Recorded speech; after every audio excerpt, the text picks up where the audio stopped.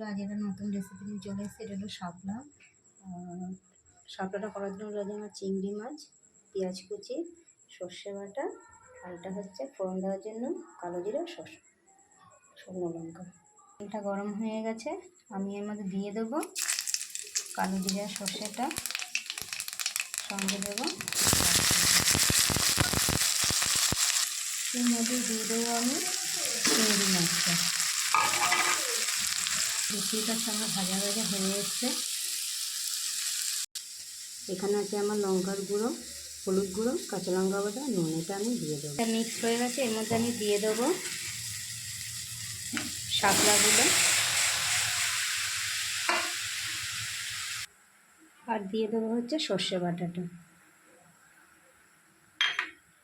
এবার এটাকে মিক্স করে নেব। ফাইনালি আমার শাপলা রান্না হয়ে গেছে। তো বন্ধু, এরকম করে রান্না করে খেয়ে দেখবে, ভালো লাগবে।